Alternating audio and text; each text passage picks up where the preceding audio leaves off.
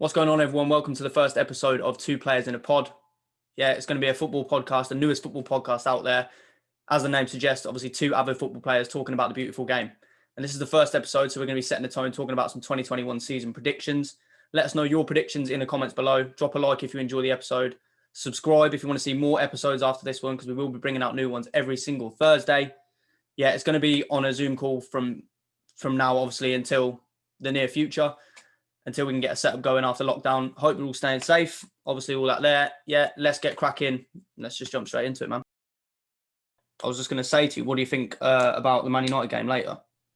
I know, obviously, we're going to talk about Prem, but they've got City in the Carabao Cup tonight, 7:45. Is that kickoff time? I think it is. I think it's 7:45. What do you reckon? Have you seen it? Has they got any lineups or anything yet? Nah, no lineups yet. There's not really been any team news either. I know that people are putting out like the predicted lineups and stuff. I know that Guardiola said that City haven't got a great deal of players, but to be honest, that's a load of shite because he's spent a great ton of money, hasn't he? So obviously they've got reinforcements and they've got like everybody that's going to be there. So his definition of not having players available is not having his best players available. Yeah, it's not going to be the same.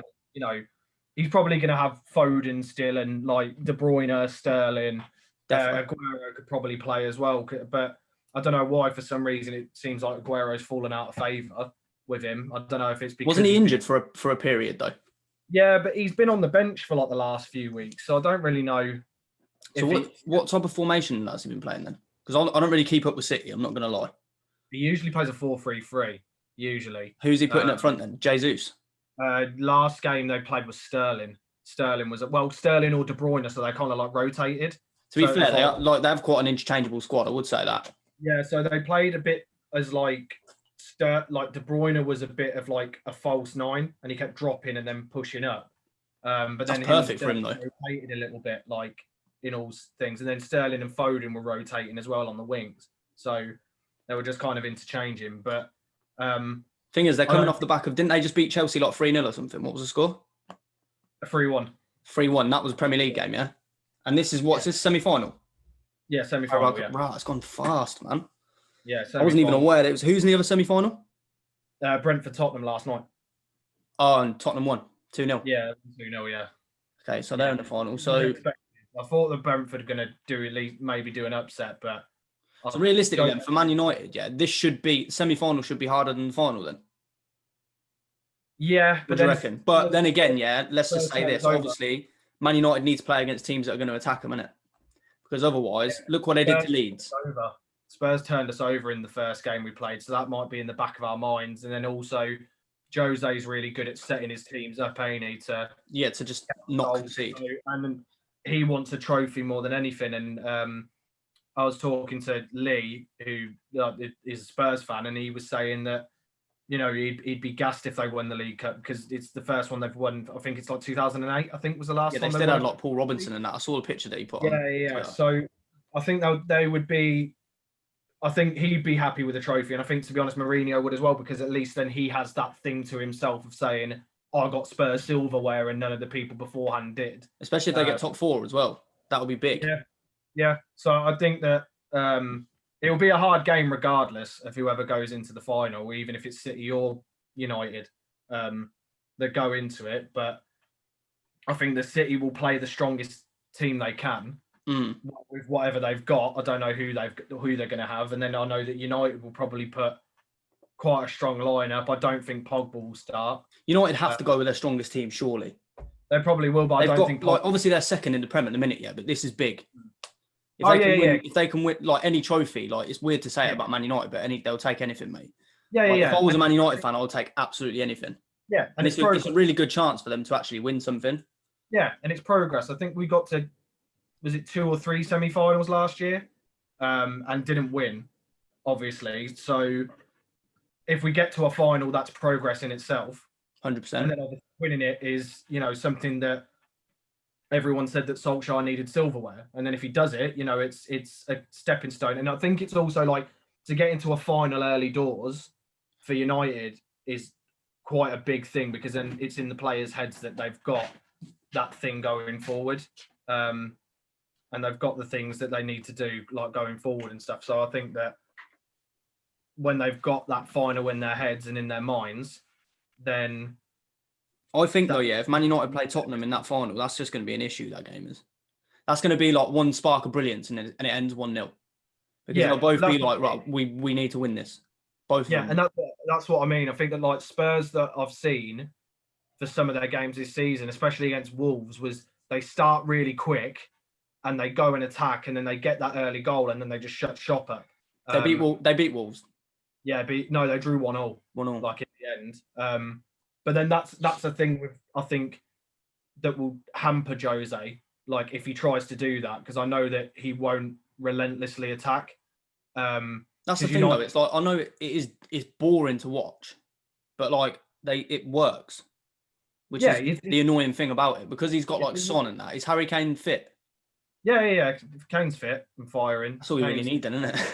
Like, and Kane and Son are doing really well together, aren't they? So it's. Who scored last night for Tottenham? Son scored, didn't he?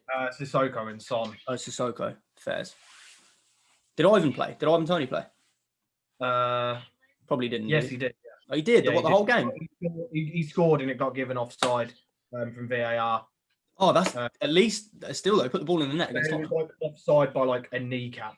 Like he was on the floor when it came. I think he was on the floor and then he got up and then got VAR. Then yeah. Yeah, he got VAR. Yeah. Yeah, I was a killer. But yeah, that mate. Either way, that the final will be good, but I don't think it's going to be too like exciting. Even if City go through. Do you know what I mean? No, I think that's what I mean. I mean, like, I think Jose will be prepared for whoever goes in, because I know that he'll try and get an early goal against United and then sit back because he knows he can't attack us because we'll counter-attack him. And that's what we're quite good at. That is literally it. City, he's got to be very cautious because City will have the majority of possession and they'll have the majority of chances. And even more so than Man United, they can attack you like on the counter, like just a madness. Yeah, and that's the thing. They'll come relentlessly with it and constantly try and dominate. And that's when Jose will then have to try and counter-attack, which he can do with Spurs. Like, he can do it, but... Yeah, but it's mainly just Son, though, isn't it? Like, look at the goal he scored against Arsenal. Yeah. But he got the ball on the left, and then he was like, ding, ding, ding, ding, ding, bang. But it was a screamer, though. I think that if they play United, that's better suited to Tottenham. I think if they play City, it will ruin their chances. Give them more problems, 100%. Yeah. Yeah, definitely. And that's what I mean. I'd prefer to watch United Tottenham, not saying it because I'm a United fan, but I'd prefer to watch that because I feel like it'd be a lot more entertaining to see. It's more of a tactical battle, that one, than just who can score more goals. And that's a bit of a thing of seeing where Ollie earns his money and and sees if he can outsmart like Jose, who is the one that is about all the tactics and has. He's like a master tactician, isn't he? Yeah. No, who do you think is going to win it then overall? What, tonight or the cup? No, just the Carabao Cup. Who do you think is going to win it? Who do you think is going to? Do you think Tottenham can win it, or do you think it's going to be? I feel like Tottenham probably could. You reckon? To be fair, well, yeah, because I think that Jose's desperate. Like, he is, isn't he? And that's like, I love Jose, and I still feel like he should still be manager of United at this point. I think to be fair, I don't think he was backed enough when he was sacked. Like, I know that people would say he got a load of money and he spent a load of money, but a load of money wasn't good enough for what we needed at the time. So I think that he's desperate for a trophy, and I know that himself he's quite selfish. So I think to have it over everybody and say I want a trophy at Tottenham, I think will be something he's desperate for. Especially when Poch couldn't do it, and now Poch is at PSG. Yeah, and especially the fact that he, like in the documentary, when people go in, is Jose finished when he was appointed, and he did that thing where he was like, "Fuck off." Like, that I think him to get a trophy, even if it is the Carabao Cup, and to be honest, even if you win the Carabao Cup, everyone's going to turn around and go, "Oh, it's only the Carabao Cup," but you only say that because you ain't won it. It's still the Carabao Cup, yeah. Like everyone will take it. Everyone will take winning that. I'd take winning that. Yeah, Chelsea are absolutely poor at the minute. 100%. And it's the same as the Community Shield. If you win the Community Shield, it's like it is a trophy. It's only big to the people that win it. It's only big to the people that win it. You're right. Yeah, you're not wrong there. Straight up. So, Tottenham? What are they doing in the Prem at the minute? Where are they? Third. Tottenham currently are I need to look at the table, mate. I should have looked at the table before this, Spurs are currently fourth. They're fourth. Leicester are third. They've got a game in hand over like the majority of people. Yeah. But they're currently fourth and they've got 29 points. You feel like, is 33 points? Is that a lot? That's not a lot in 17 games at all, is it? No, I wouldn't say. The league this season's the weirdest league I think I've seen. Isn't it? I was literally going to say that. The Leicester one was weird, but you couldn't not knock Leicester for winning that league. Yeah, you can't fault them for winning it, because they were unreal that season. But this one is so fucking weird. It is. Everyone's swapping points. I feel like the only consistent thing is that Liverpool are top, and that doesn't even feel like it's going to be for long. But then even still, you've got Liverpool, United on level points. United have got a game in hand over Liverpool. It's not a guaranteed 3 points, but it's an advantage. And then you've got Leicester on 32, Tottenham 29, City 29, Southampton 29, Everton 29, Villa 26, who have got 2 games in hand. Then Chelsea 26, West Ham 26, Arsenal 23, Leeds 23, Wolves 22, Palace 22. Like the only team really is obviously Sheffield, West Brom, and Fulham, and the 3 teams that are not really within touching distance of getting mid-table or getting like some form of like thing. And this is the thing about the league, mate, is everyone was saying about Arsenal are relegation candidates like 4 games ago. Yeah. In the next 4 games, Arsenal could genuinely be second or like top 4 or even top of the league. 100%. Like, and it's mad. Like, and to think in December, what was it last year? Liverpool were, I think it was 10, 11 points clear. They were quite a way clear, yeah. Like, and the fact now that it's United have a game in hand over him to go top. And they're only top on goal difference, aren't they? Yeah, they're only top on. So they've got like near double like goal difference. Yeah. Yeah, but they bang in goals, you know what I mean? But if you weren't winning games, goals don't really exactly. Don't really do anything. So it's the weirdest league I've seen for ages because so many people are just within touching distance of each other. Could you like confidently say at the minute who's going to win it? Liverpool will win it. You think Liverpool are going to win it? Yeah, I think Liverpool will win it. I think that they're literally a couple of players back from injury and they'll just start slapping people again. Yeah, obviously Van Dijk's out. Yeah, and Joe Gomez is out, I think, as well. Two of their key players. Yeah. So who are they playing at the back at the minute then? Fabinho's playing centre back, and then one of their youth players is playing. I can't remember what his name is. Did he? I think he played in the cup against like when they won like 7-0 or whatever it was. They had Henderson centre back against Southampton. Is it? So it's Henderson and Fabinho at centre back. But the problem is, like, I think they'll win the league, but I think that they were well overdue a drop off. Like, yeah, it's just bumps. Yeah, it's just bumps, isn't it? Well overdue a drop, but I think that you can't play the style of football that Klopp wants you to play when you've been doing it for 2 years and kind of overachieving in that sense. And then COVID happens and then some of your players get COVID and then it's all well and good training and stuff, but there's a difference between training during the pandemic when they were off and being match fit. 100%. And then I think as well as Liverpool have been very, very, very reliant on their starting 11 and that's it. Like they usually, like when Liverpool play, you usually can name the same 11 players bar 1 or 2 that will play. Whereas I think what United have done really well this season is rotate. So I know a lot of people moan and say, oh, why is Pogba not playing? Or, oh, such and such should play and Van der Beek and whatever. But there will come a time when it's like this time now, when we've got a load of games in January, where we'll need Van der Beek to come in. Yeah, they'll be in there when they need to be in there. And I think that we've had the most, like the fewest amount of injuries, I think, out of the teams in the league. Is it? What? Yeah. Absolute fewest. Man United at the top of that list, yeah. I don't think we're absolute fewest, but I know for a fact that we haven't had many, like, at all. Thing is, I think with like Van der Beek, people can say about him not playing him, but if you get a player like that and you don't play him, it's obviously part of a plan.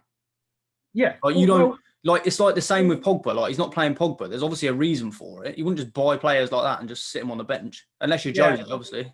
Yeah, and there's a counter argument to that as well, where you see a lot of players come from like, fair enough, if you're really good and you come from another country and you smash it, then that's fair. Like you're a top player. But like I feel that the Prem is the best league in the world, but I feel like there's this illusion around the Prem that you have to be like unbelievable to play in the league, and it's like this amazing thing. But you see a lot of players come in for a big amount of money, get thrust into the first team of a team, and then they're just shite. And then they get dicked on Twitter. Like Timo Werner. Yeah. Timo Werner's a prime example. Like 50 million, you paid his release clause. He obviously was a good player because Liverpool wanted him at some point, or were looking at him. Mm-hmm. Fair enough, he might be playing out of position or whatever, or it's not the right system or whatever Frank's doing. I don't know. But like now he's not scoring and he's going on a bit of a shit run. He's automatically crap. And thing is, he didn't even have that. He didn't even have that thing of where, like, you know, when you get new players, they just like 4 or 5 games they play sick, and they play like just out of their skin. He didn't even have that. Like the best thing I've seen him do was against Newcastle. I think it was against Newcastle when he bombed through and beat like 2 players and sweated it to Tammy Abraham. Yeah, that's the best thing I've seen him do, and I thought, right, like he's obviously got it. Do you know what I mean? Don't get me wrong, but he's just not playing well. And it probably don't help the fact that he's playing on the left wing, if that's where they're playing him, because he's a striker. Yeah. But you know what Frank's like, innit? You know what Frank Lampard's like. He obviously would prefer academy players in positions where he wants them. Well, you know I mean, hearing personal stories about Frank. Yeah, we're not going to name drop. Yeah, not naming names or not keep the names out. But I've heard that he's not very good with certain players. He's not very good at communicating, and also he's very particular in players he likes. And make of that what you will, but he's very loyal to certain players. And he's not a great communicator. Like, yeah, his man management is virtually non-existent, it seems. Because unless you're one of the players that he favours or loves, then you'll get everything. Yeah. It's like Mason Mount. Yeah, Mason, he loves Mason Mount. Absolutely loves Mason Mount. But like Timo Werner is better than Mason Mount, but he's not getting the same treatment. So he's not going to play it's like Kai Havertz. Kai Havertz, before he came to Chelsea, was like this Bundesliga generational sensational talent. And like when we had BT and all the pandemic was going on and he was playing for Leverkusen, I watched a few games of Leverkusen and unreal.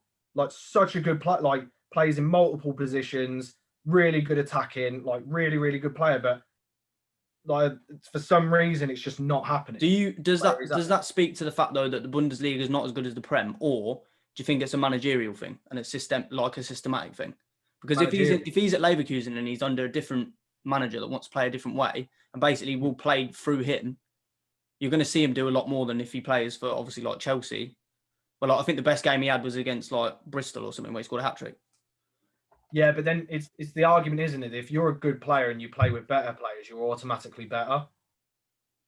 But then at the same time, you look at Jordan Henderson, who isn't like, he's not a great player. He's not world class, is he? But he does what he needs to do. In the system that Liverpool play, he's vital. Yeah. Like he's so crucial. So I think it's maybe a little bit of both. I think we've got to kind of also stop this argument of like other leagues are inferior, because if they're so inferior, why are we not growing the same talent in the Prem? Also, we're buying all their players, so they can't be inferior, can they? Why are we cherry picking other leagues if they're not great and they're farmers leagues and they're shite? Like, and it's obviously there's a level of competition there, because why do English teams not get that far in Champions League if the other leagues are farmers leagues? Literally, you're right. But a lot of the other leagues, yeah, they just have 1 or 2 teams which are sick. So like France is like obviously PSG, yeah. Bundesliga, you've got Dortmund and Bayern Munich. They're the teams that go further in the Champions League, and they're the teams that knock our teams out. So it's only like, it's not to say that the whole league is sick. It's to say, like, for example, Bayern Munich and Dortmund are sick. We always get, or like Real Madrid or Barcelona. Do you know what I mean? So it's not as if like the whole league, because I feel like if Chelsea or Man United came up against like Hoffenheim or something, they'd win. But then Hoffenheim beat Bayern Munich like 5-0. Yeah, just an example in it. I tried to think of like the most meaty team. Yeah, but that's what I feel that, like, in terms of all football, I feel like the gaps are closing. Like, not like massively, but I feel like the gaps are closing, because obviously with more TV more like TV rights and more like showing on TV and Just more coverage, yeah. It's more coverage, 100%. Yeah, they're going to get more money. So if you can get more money, you can bring in other players. And also, I think a lot of clubs have tweaked that if they can produce good talent and just put them in the first team, and if they're like 17, 18, people are going to pay stupid amounts of money for them, like 100%. later down the line. So then or that's they'll going want to get them yeah. to reinvest. So it's like it's the same. Like it's like with Sancho. Sancho wasn't going to get a game at City, so he went to Dortmund where he knows he'll get a chance, and now he's like 100 million odd player. He's like their best Dortmund player, yeah. But he just needed a platform. But I think what you say about the standards. Go on. No, I was just but the Dortmund have now guaranteed themselves 93 million profit, like from it. So that 93 million goes to somebody, to get somebody else in that's going to be peanuts, and then they'll go for loads. If you look at Dortmund's like transfer history, though, it's been unbelievable.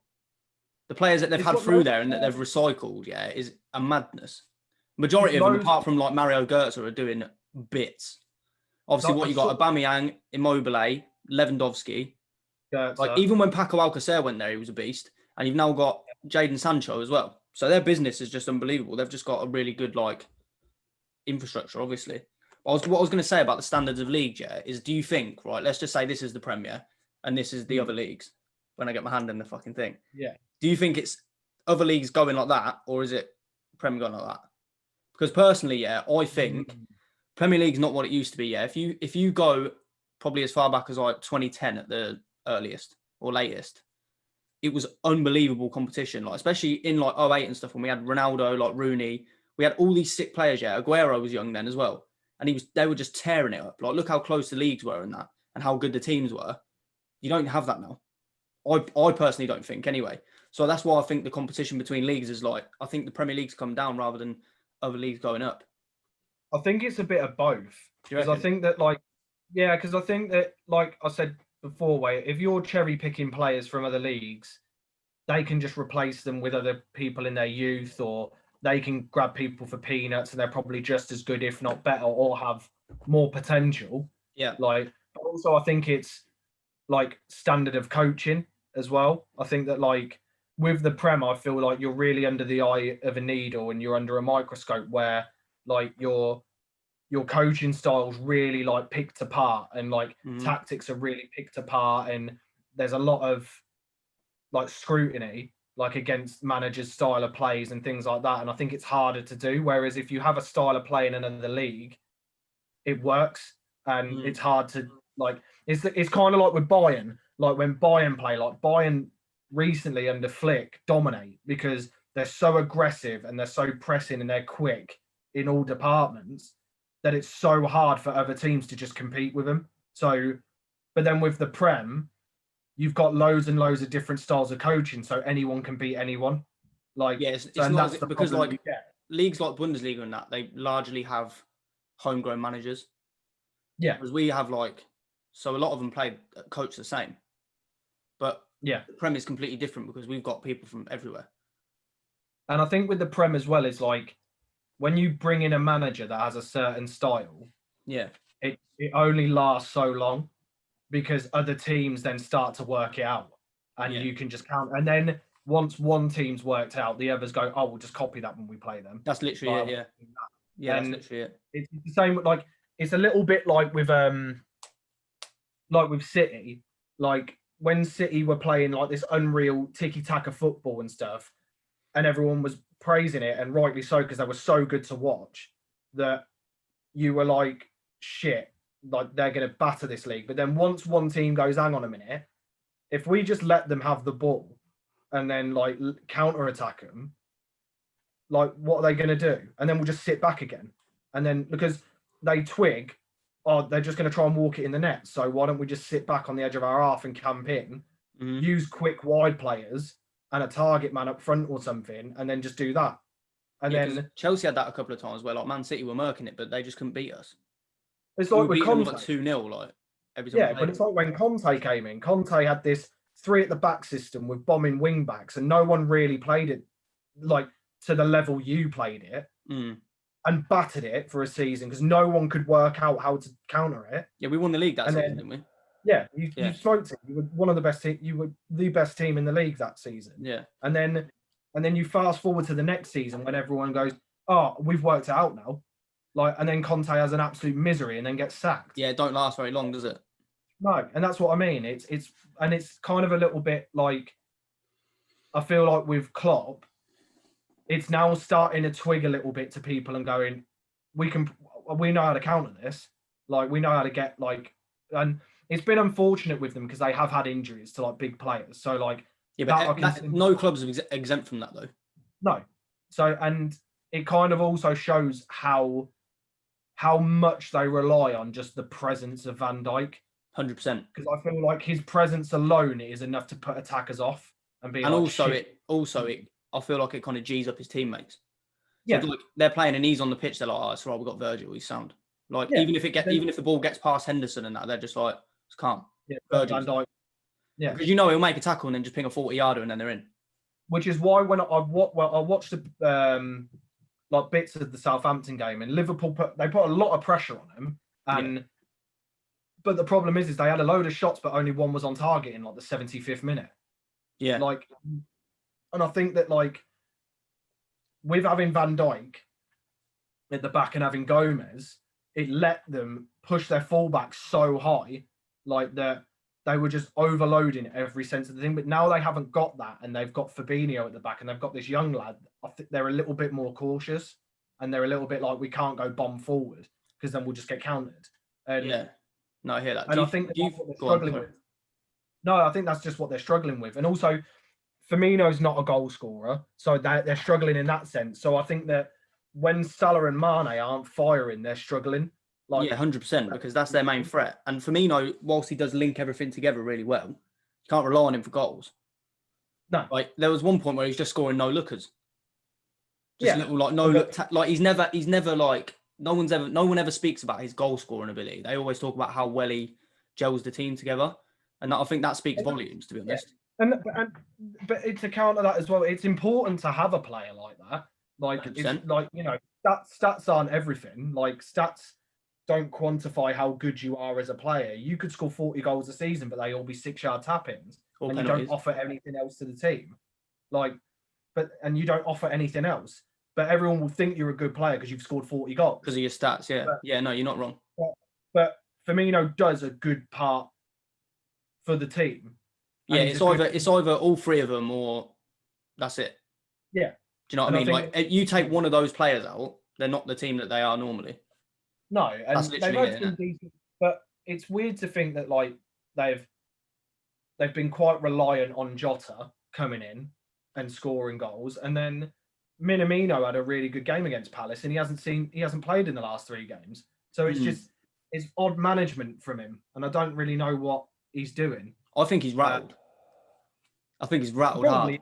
He probably is. Because why? Like, I wanted to get onto the thing that he said about Man United. Yeah. And the penalties, because I think for a manager to do that, like manager of a team that is supposed to win the league, to like verbally and visibly show that he's so rattled to his opposition is mad. Because I don't think like, obviously Fergie had his gripes with whoever, but he would never do it as like, I don't know if it's tactical, but for me, what he said about they've had more penalties in more penalties in 2 years than I've had 5.5. Yeah, that's what he said. Yeah, he's rattled hard. His head is gone, mate. All that does to me, if I'm Ollie, is okay. Then cool, because you're playing him on the 17th. Yeah, which is not that long. It's like 2 weeks, just less than 2 weeks, isn't it? For me, if I was Ollie, I'd be gassed because he just seems like he's. And this is where you talk about obviously like them having bumps and that. This is where I think it's going to happen because he's rattled, mate. I did see something that Ollie said, like in kind of like a tongue-in-cheek in reply. Yeah. To it, I'll try and see if I can find it, but it was something along the lines of like, I don't know why people talk about things like this and like about penalties and things. I'll try and find it and see. Just while you look for that, I'm going to say one more thing on it. I just think, that if your manager's making comments like that, what are your players thinking? That's the first thing that I'd think if I was a manager. I'd be like, okay, look, that if he's rattled, there's a chance that some of their players are rattled, some of the ones that aren't mentally strong. So they're going to need players like Henderson and that to basically get their confidence. Do you know what I mean? Because they just lost against Southampton. The 2 games before that was 0-0 against Newcastle and 1-1 all. 1-1 against West Brom. Yeah, and then but the game before that they won 7-0. Yeah. So like the last 3 results have been crap, and then your manager comes out and says something like that. I'll be like, oh, don't know. This is what I've been saying to you about Man United. Like, are they a threat? Because they haven't got anything like that. They're actually on a run of decent games. Like, what was it? I wrote down their results. Where are they? I can't find them. But their results recently have been good. Like, you beat Wolves 1-0. Like, they've been low scoring, but you've still been winning. Yeah. And the fact now that you've got a game in hand and you're on the same amount of points. Yeah. He's rattled, mate. His head's gone, 100%. It's the sign of like, I don't think we're a championship winning team. I don't think we're going to win the league, but it's signs that we're in the right direction if we can grind results out and not really play very well. Mm-hmm. But then also, like Leeds, for instance, from the first minute we dominated and then actually put them to bed. Like it was good to watch. And I think that, you know, people have got to give Ollie credit where it's due. Like, you know, I'm no stranger to giving him a bollocking when he deserves it, because I think there's been times he does, like some of the substitutions. I'm gonna put your Twitter on the screen now, by the way. So if you want to follow, yeah, mate. For some of the you know decisions he's made have been baffling, and like some of the selections he's done, some of the in tactics, some of the substitutions, but more often than not, he does get it right. And I think it's just a knee-jerk reaction to some things he does. I think a lot of people would rather, like, if you're a manager, like football is a fickle sport, isn't it? So like probably the most fickle. So like it doesn't matter what you do, if you don't get a result, you're screwed. There's going to be some sort of like negative connotations to your actions. So it's just a case of like, because none of us have managed Premier League managers, we don't know what it's like. No. So I think the main gripe with United and that is everyone's had their fun the last, I think it's 7 years, nearly 8 years. Yeah, it's been a while. It's been a while. I think a lot of people have had their fun of bantering us off and whatever, and us going through manager after manager and blah, blah, blah. So now something's actually starting to click, and we've got but I think personally one of the most likable squads we've had. Like, I actually like the players who play for our club. In terms of like Man United fans, you mean? Yeah, minus like 1 or 2.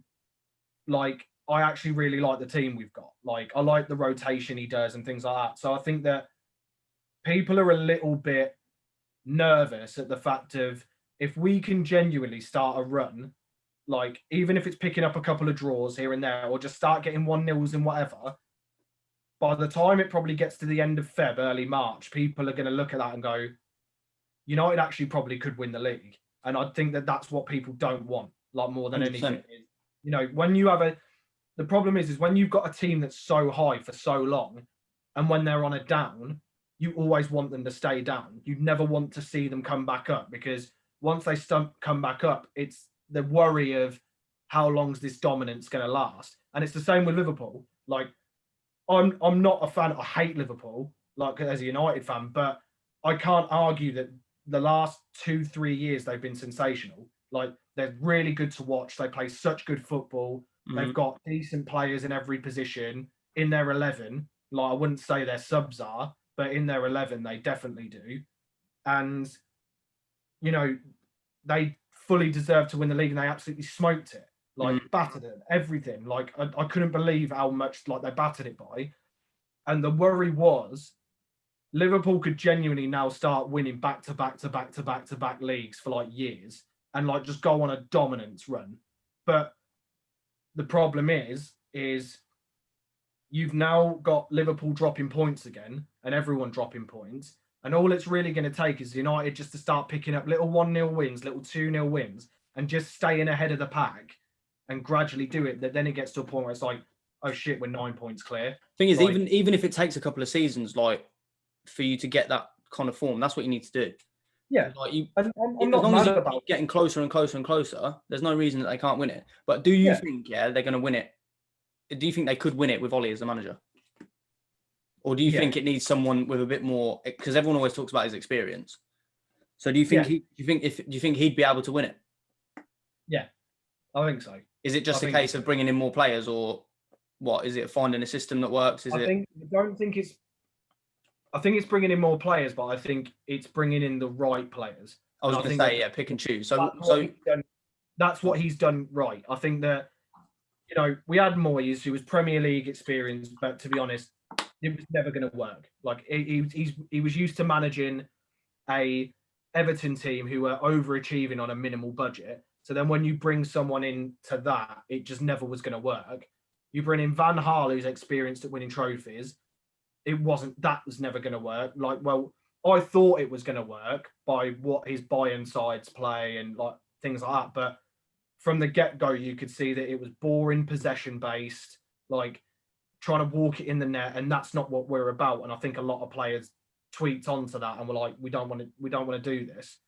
Then you bring in Jose, who is one of the most successful managers in the last 10 years alongside Guardiola, and the best he could do was get second. So why not take a punt on Ollie and just see where he goes and just see what the journey takes us? Because we've been way too quick in Jose being in his second year, getting a 3-year extension, and then by the third year he loses the dressing room. We sack him and have to give him a massive payoff. So I think that the signings that Ollie's made and the players that he's got kicked out the squad have been so good for us. And I think, like you said, football's a really naive sport. So a lot of people will be like, Maguire's shit for 80 million. It's like, the unfortunate thing with Maguire is we paid a world-class fee for just a good defender. If he signed for City, there wouldn't be a discussion at all. Let's compare it to Van Dijk. It just so happens that Liverpool paid 75 for Van Dijk, and he turned out incredible. So that's the benchmark that they set. But then you look at and I don't buy this whole thing of he's not a good manager and he's not a good coach, because our players have improved. Wan-Bissaka's improved from the right back that you saw at Palace. Rashford has improved. Martial has improved. Greenwood's come in and shown he can do bits. And you've added to what you had. Yeah. Pogba, arguably, I know he had a really good season when Ollie first came into management and he topped our scoring and our assists and ball recoveries and all that blah blah. But this season, Pogba's probably played his best, most consistent football for us in the time that he's played for us. And then it just so helps that we got a banging decision right in scouting Fernandes and signing him. Because I don't think anyone could have predicted that, to be honest. Well, not the signing, but what he's done, because that is mad. Yeah, and that's what. And the thing is if he's, and I watched the True Geordie video talking about Bruno Fernandes and saying about he never expected this, but I've seen loads of people who do watch Portuguese football that said everyone in Portuguese football who watched the league were he's top 5 midfielders in the world. And it doesn't matter the league he comes from, he just is, the way he does it. But what True Geordie was saying is, if he's only just come into this United squad and he thinks he's the bollocks, and he is the bollocks, and he's a leader, and he knows his position in this squad, how much is he going to take that up notches when we start getting in other players? Because you can already see the mentality that he's got. Yeah, and it's infectious. Any player you have like that, it's infectious to have a type of player that thinks that way and has that mentality and has that mindset of wanting to win at all costs. And it's different. It's different from having a manager that thinks that, because it's just because say with Jose, you can rub off really wrong on people and it can piss a lot of people off, especially in a dressing room where if you're really close friends and he keeps leaving you out, you could start getting a little bit pissed off for your mate and it rubs up the wrong way. Whereas if you've got a player who's in your team, people will start to agree with it a little bit more than a manager. Bruno almost does the job that Ollie, he makes it easier for Ollie, because Ollie don't need to get anyone G'd up. Because Bruno will do it for him. Every time he comes off in an interview and they've lost or whatever, or they've drew, he's when did he say against Leicester or something along the lines of, we drew, it's fine, it's a good result, but obviously we want to be winning these types of games. Well, I heard that when, what game was it? I think it was the Spurs game when we got turned over. He apparently went into the because he got brought off. He got brought off, and apparently he said in the dressing room to like the majority of players in the dressing room, and actually at Maguire, he was like, "You're a disgrace." He was like, "If you want to play for United," he was like, "You step it up, and all of you step it up." And that's what Is that the game Roy Keane was fuming at telling Harry and De Gea to drive? No, that was That was at I think Spurs. he did it twice. I think he did it when we were at home because we drew with them when they were at home. Because that game, Roy Keane was fuming. He let someone go and they bagged, didn't it? And didn't is that the same one where De Gea made a punching save and Roy Keane was like, "You should have caught it"? Yeah, That was this season, was it? No, that was last season. Last season, I was going to say, yeah. This season, when we got turned over, I can't remember who was pundit. I think it was Evra. I think it was Evra that was the pundit. But I think that I don't think it's all as bad as people make it out to be, like at all. And it's a naive game. Like you've got like say Arteta that was relegation candidate, but now he's got 3 wins on the bounce.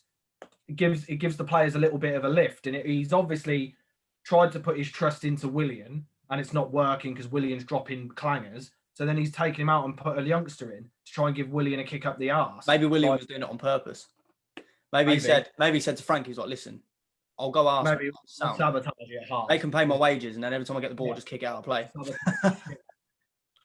But it's like with Lacazette. Like I follow Arsenal fans like on Twitter, and I see that they're always cussing Lacazette out. But he's in the last 3 games, he's been quality. Yeah. So it's I think it's a case of like, especially with football fans, is that they can only see where they are now. Like you have to have like a certain like forward thinking attitude, because like, yeah, fair enough. Arsenal now are like, where are they? 11th, yeah. Yeah. But they've won the last 3 games. Yeah. So is it a case of, okay, look, let's be happy about what we've just done in the last 3 games, or let's be annoyed that we're 11th? I think the problem is where were they? 17th or something at one point? Yeah, they were like, no, they're 15th. So even that's an improvement. And in the game, the season's only 17 games old, so there's 38 games. Yeah, and I think that it's all well and good being happy with where you're at, and also having a little bit of hope and being like, oh, I hope we can put a run together. But then there's a difference between being happy where you're at and enjoying it, and like taking it to an extreme and being like, if Arsenal winning a game and then being like Chelsea come outside, or it's like Martinelli has a good game and it's like Greenwood come outside, and it's like, yeah, like good, it's good. Yeah, I'm happy for you. He's had a good game, like, but chill out. Yeah, you're not wrong. And it's the whole thing of like being like, football Twitter is quite toxic, like, and like it's really toxic, like to be around. And like, don't get me wrong, mate. Like, I'll banter people off and I'll find stuff funny, but there's a line of where like I won't start, if United winning, start tweeting Liverpool fans and being like, "Where's Mo Salah at?" Like, "Oh, where's Mane?" Like, "Oh, blah blah this and this." Like, if someone puts something on my timeline to do with Liverpool and it's a load of shite, I'll call it out and say it's a load of shite. Like, it's like with VAR talking about like the whole penalty incidents and stuff. It's like, not even being biased as a football fan, there is like a handful of penalties I've watched from United. I've genuinely gone, they're not penalties, like at all. Like, but the majority of other ones, if there's contact in the box when you've got like, as well as I do, and anyone who's played football, which I'm adamant the majority of people on football Twitter have not kicked a ball in their life. If you run full pelt into the box, and even if someone taps the back of your leg, like taps it, that fucks your momentum and it sends you going. It's momentum, yeah, it's momentum, 100%. And if you make contact in this day and age with VAR, they're going to give it. And I think people need to understand that VAR isn't there to give everyone pens.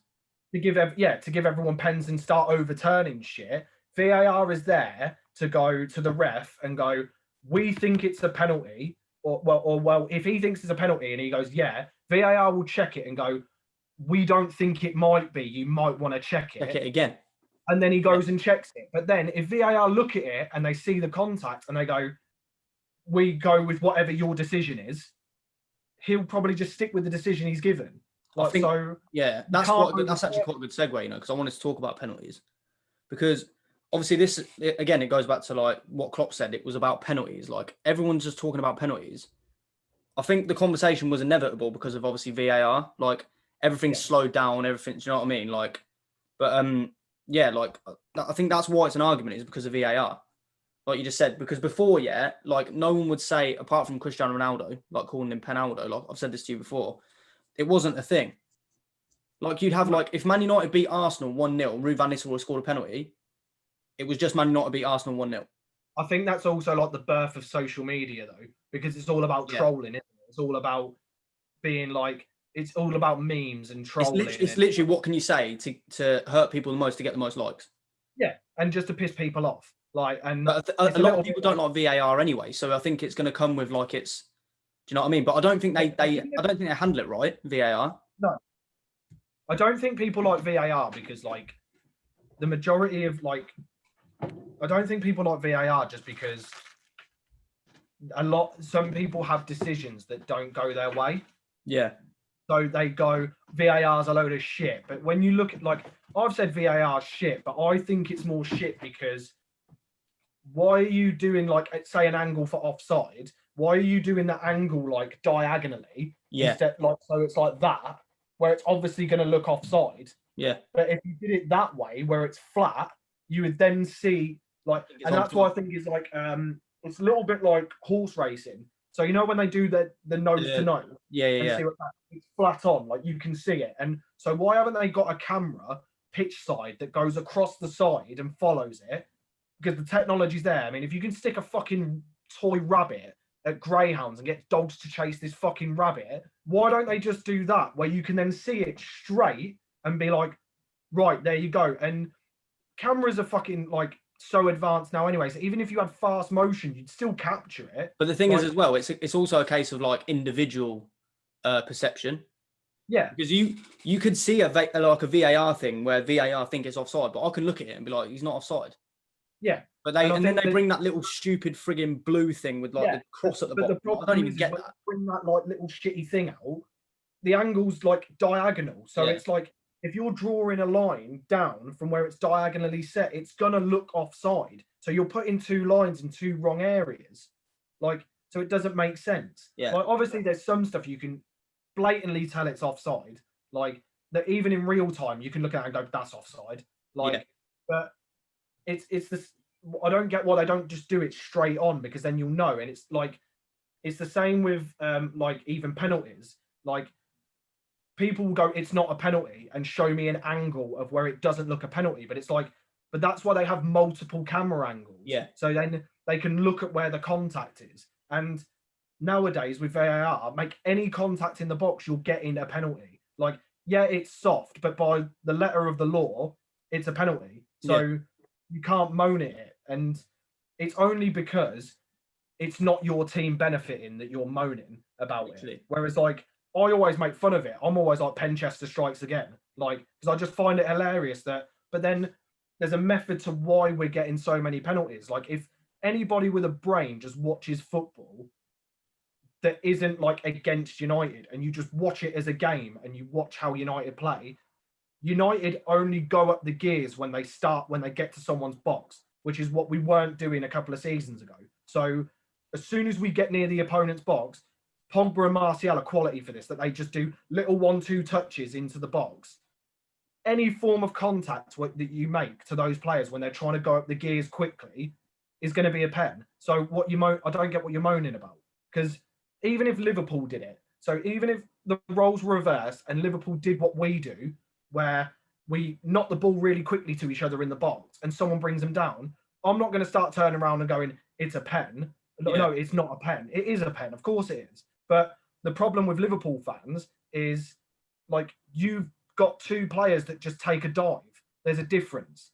Like, I've seen so many like penalties that are overturned from Liverpool because, rightly so, they wait till the ball's in the box and then they initiate the contact. That's a dive. Or they like jump into the box. If you make contact with me, it's a penalty. If I initiate contact, it's a dive. Like, that's just the way it is. Yeah. So anybody who watches football knows that. It's literally just the sections of Twitter and sections of these football experts that think that they're going to give a polarizing view. Yeah, but they're not experts, mate, because they haven't even got the confidence in their own opinion to make their Twitter icon themselves. Yeah. Like it's always like a picture of like Danny Welbeck's face, or like, do you know what I mean? Or just like someone like Frank Lampard's face or something. It's not. It's literally just, it's a trolling thing, and it's annoying that they get so popular because it. But with the penalties, it was like with what Klopp said. Solskjaer Ole Gunnar Solskjaer agrees with Jurgen Klopp. Ari Penzi went, it's a fact. We have got more than him, but I can't talk about why other managers say things like this. Maybe it's a way of influencing referees. I don't know about that. When they foul our players in the box, it's a penalty. That is literally it. Yeah. Bang on. The thing is, though, Klopp would say exactly the same thing. If it was. But the thing is, yeah, this is my take on it, right? There's going to be a team that gets more penalties than everyone else. There just is going to be a team that gets more pens than everyone else, yeah? Especially with VAR. It just so happens at the moment that it's Man United. It's been Liverpool before. It's been like it's Chelsea before. And that's the problem, mate, is that there's so many penalties given now, yeah? Someone's always going to be at the butt of that argument, if that makes sense. Because there's going to be, and it just so happens that it's Man United. And then that's another thing to fuel the fire of like, we hate Man United. This is why we hate them. They get so many pens. This is why they're winning games and stuff. Do you know what I mean? Yeah. But I'm really like, imagine if you play them on the 17th, yeah, and you win 1-0 because of a penalty. Say again, sorry, mate. You know what I said? I said, imagine if you play them on the 17th and you win 1-0 because of a pen. I'd love it. I'd love it. You know what it is, yeah? You'd like open Twitter and your phone would explode. I'd love it. That would literally be what happens. I would give anything to have a 90 plus 3 minute given by VAR. Yeah. Bruno Fernandes goes and does his little fucking jump and sends Alisson the wrong way, Puts it top and bin. we piss and win, and we go 6 points clear. Like nothing would make me happier than that. That would kill. That would spoil so much piss that I would love every single second of that. Like I'd love it because I get that it's banter and I get that whatever, that's fine. But like people are now starting to take the piss a little bit. And it's like, don't be butthurt about my team because my team are now starting to do well. Like focus on the fact that your team's doing shite. And yeah. For that. Like I can't help my team's doing well at the moment. Like you've bantered me for years and I've sat and taken it. And I've been like, yeah, we're shit. Like we're crap. Like what? I don't know what else you want me to say. But it's everyone, and this is the point with like football Twitter, is everyone needs to give a reply. So it's like if someone, like if an Arsenal fan went to me and were like, ha, you lost to Burnley, I'd be like, I'd focus on yourself because literally if you lose your next game, you're back to fucking like 15th. And they'd be like, ratioed by Martinelli. Or they'd be like, how many goals has Greenwood got this season? It's like, how's that relevant? Like, how's that relevant to what we're talking about? Like at this, and they bring up bollocks, and it's just it just goes off on mad tangents, mate. Bit like this frigging podcast, actually, to be honest. Mate. Yeah, like I agree. I definitely agree. But on the obviously, in the intro, which you would have seen, I said we were going to be doing like predictions or whatever. We haven't quite done that. You said Liverpool are going to win the league, but like, I just want to quickly say, like, who do you think is going to go in? Who's going to be the top 4? Do you think, it's going to be like, obviously Leicester in there at the minute? Yeah. Do you think by the time the season ends, it's going to be the usual? Because obviously someone's got to miss out now that Tottenham are decent. Obviously, City. Yeah, I think that Liverpool are going to win it. Yeah.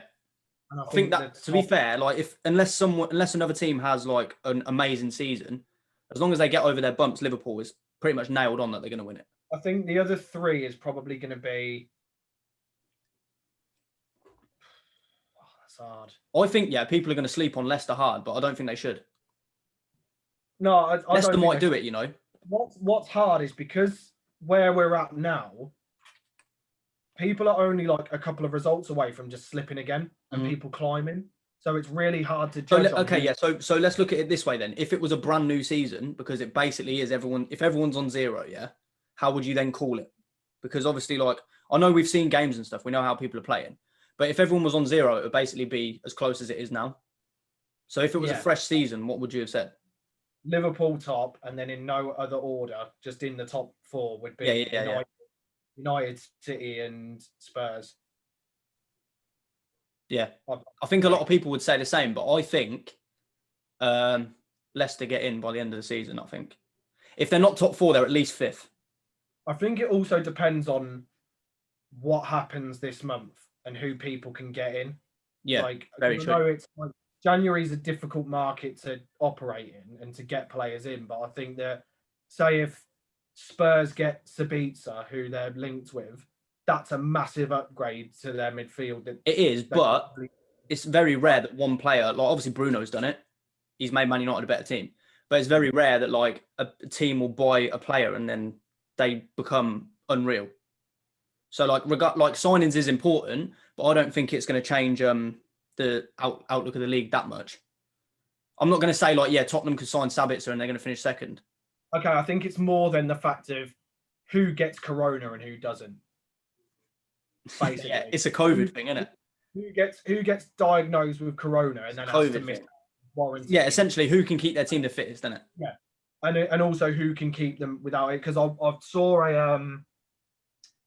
I watched I think it was a podcast or it was like a video that I watched, and they were talking about the effects of coronavirus on the players, and they were saying that they were basically saying that they're now more prone than ever to get like micro tears of their muscle, which leads to more frequent minor injuries. Right. So because of their they haven't really had a rest. Yeah. So yeah. they obviously had corona and they got delayed, and that was like their bit of a rest, but then they got chucked back into another season. Most teams didn't really have a pre-season, went back into the Prem, and now that's why you're starting to see teams getting injuries. So I wouldn't be surprised if by now until March, you start to see a lot of teams start to pick up loads of little minor injuries and players getting niggles and being out for like 2 weeks. Then they come back in and then then they're out for like 3 weeks and then they're out again. And then like they just keep picking them up and picking them up. It's changed the whole dynamic of the season, basically. Yeah, because fitness has always been a thing, but I think obviously, like you say, now more so than ever because it's literally in the balance. Like everyone's screwed. That's why it's so close, because everyone's screwed. It's not as if it's just Arsenal having a bad season or like, do you know what I mean? And it's also about what teams can afford to rotate. So if you're needing to make the points up, can you afford to? So say if it was like Villa have 2 games in hand, they'll want to win those 2 games in hand. So can they afford to drop Grealish and McGinn and players like that and rotate them? No, they can't. So they have to play them. And then what happens then in the next 2 games if Grealish picks up an injury? Like, it's then one of those things where it's like, if he's then out for 3 weeks, who are you bringing in for 3 weeks? Yeah. Like Ross Barkley's already injured. Like, so it's a tricky one. And it's the same with Liverpool, because it's a bit like if United win against Burnley and Liverpool want to keep the pressure on, they have to play their strongest team. Yeah. So that could lead to a bigger thing of injuries. And it's like with Jota. So once Jota comes back, I imagine he's probably going to start and start playing. But then he's not really had a break. So he's gone from injury to rehab to then thrust back into football. So he's at a massive risk of re-injury again. So, and especially with the games coming in January, and then a lot of games get, depending on what happens with Corona in the next month or so, if fixtures start to get delayed because of infection rates and things like that, then other months are going to have loads of fixture congestion. So it's a weird season, to be a football fan, very weird. Think who's in the league and that. But I just think personally, Liverpool have got that edge about them that will probably win them the league. I think just based on what they did last season, they could win it. But like you say, well, is Van Dijk even back this season? Van Dijk's not back this season, is he? He's back in rehab, but I'm doubtful that he'll make the end. I'm doubtful. Yeah, I don't know, but I mean, they can win without him. It's just a case of getting out of their funk. But yeah, I think they'll win it, and I think top 4 is going to be very close. Like it seems to be normally, but I just think more now, now more so than normal. But yeah, did I say my top 4? No, I didn't. So I think Liverpool are going to win it. I reckon if Man United carry on the way they do, they'll get in. And then I think City, that's 3, innit? And then either Leicester or Tottenham, depending on what Tottenham do. Because I think Leicester are always quite consistent anyway. So, but like I said, if Leicester don't get 4th, I think they get 5th. Because Chelsea and Arsenal are just not, they're just non-existent. No, I think that, I don't know what it is about Chelsea. I know that Arsenal, the problem, the thing with Arsenal is they have potential, to be able to continue. Like They show it in flashes. They show it in flashes. They're just, do you know what I mean? That's what I mean. So I think that if they can just get a bit of consistency going, it will give the players a lift, and I think they'll be all right. But I think that they'll just fall short. I think just because of some of the games they've got. Like I know that we've got a game coming up against them soon, so that'll be an interesting one to see if we can get one back on them. Yeah, 100%. I think Spurs probably more than ever, more because I think that Jose will really, really, really want them in the Champions League after missing out last season. I agree. Yeah, I do agree. It's also more money, so he'll get more money to invest in the squad. So I think that he'll definitely try and push for it. But yeah, I think it's going to be a weird one because it can completely flip. Like it can, United could now go lose the next 4 games in a row. And then you literally don't know. That's that's one good thing about it, is it keeps it interesting, don't it? Yeah. We'll see what happens, won't we? Yeah. So basically, we're settled on the fact Liverpool are going to win. Liverpool going to win the league. Yeah. Standard. Liverpool all right, sick. Cool. Well, what time is it now? 5 to 7. Obviously, United kick off in like 45 minutes, 50 minutes. So should we call it there? Yeah. So it's either going to be Dick swinging everywhere, or it's going to be me crying. Yeah, we'll see, innit? We'll see. I'll put the Twitter on again so that people can follow you. But yeah, standard. All right, sick. Yeah, you might get a run depending on what's going on and if Luke Shaw plays, because everyone knows I hate that tubby bastard. Yeah, that's quite a nice ending, mate. I'll rate that. Yeah. All right, sick. Well, that's the video. Luke Shaw's a tubby bastard. That's what it is. Yeah, that's definitely in reserve for the title now. 100%. It was either going to be who wins the Premier League 2021 or Luke Shaw's a tubby bastard. Luke Shaw's a tubby bastard. That's the one. I think it was one. Yeah, lit. All right, sick. Well, mate, decent. Love it. All right, sweet as, yeah, we'll just end it there, innit? Peace. Peace out.